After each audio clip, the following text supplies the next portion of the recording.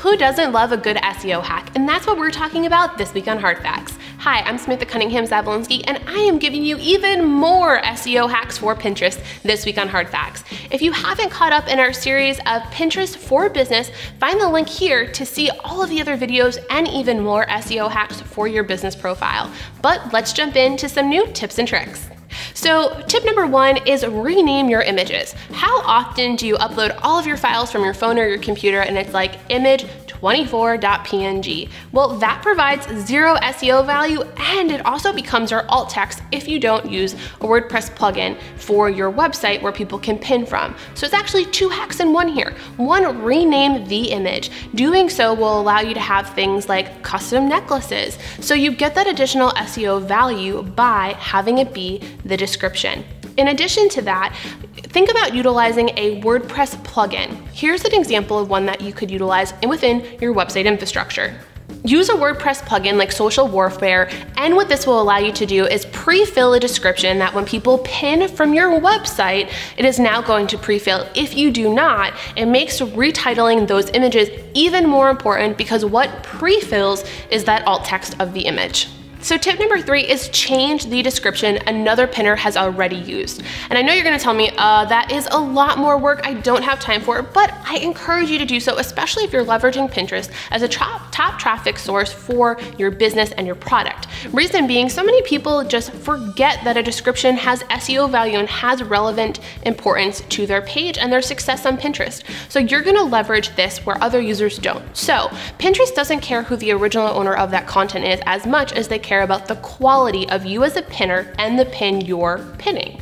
So here, changing the description is going to add more SEO value and relevancy to the content that you are putting on your page. And so another thing here you're going to want to make sure you do is not keyword stuff. So there are no penalties so far from Pinterest by doing so, but it makes it irrelevant once you create this long list of keywords that have no relevance to what you actually have either pinned or repinned. And it keeps that positive user experience. When you break that bond with the user, you see fall off and a lack of engagement or re-engagement. Tip number four is a new feature or relatively new feature to Pinterest that not everybody's adapted yet, and it is hashtags. I love hashtags for a few reasons here, but you can have up to 20 in your pin, and when you start typing in the hashtag, it actually will show you categories and top hashtags used, so you can generate ideas that you would want to incorporate in your hashtag list for your pin.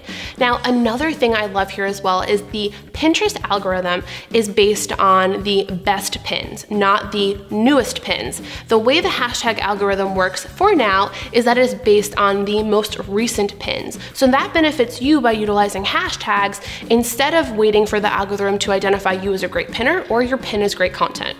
Tip number five is make sure you're encouraging individuals to pop over to Pinterest from other sources. So make sure you have a pin it button on images or content on your website. In addition to that, when you're sending out your email marketing newsletter, for example, make sure you're encouraging people to pin that content for later as well. This is going to encourage individuals to not only save your content, but have a cross-platform experience with your business. And if you're wondering, what do I create on Pinterest and what is some of the most engaged content, I've got a hack for that. So hack number 6 and 7 are both in relation to finding out how much activity pins have and what other pins you can create ideas from. So how do you find out how much activity a pin has had in the past? Click on it, and then at the back of the URL, add /activity. This is going to give you the information about how many repins and pins that image has had.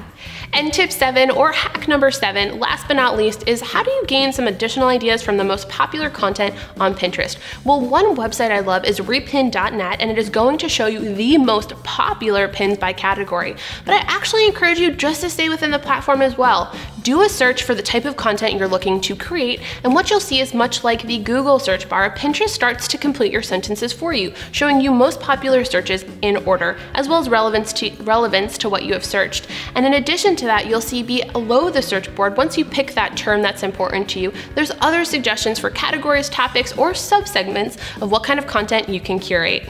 So that's it for this week's episode of Hard Facts and our SEO hacks for Pinterest. I hope you'll subscribe and like my channel, as it'll keep you up to date not only on our Pinterest series, but all of our episodes of Hard Facts and What's Trending.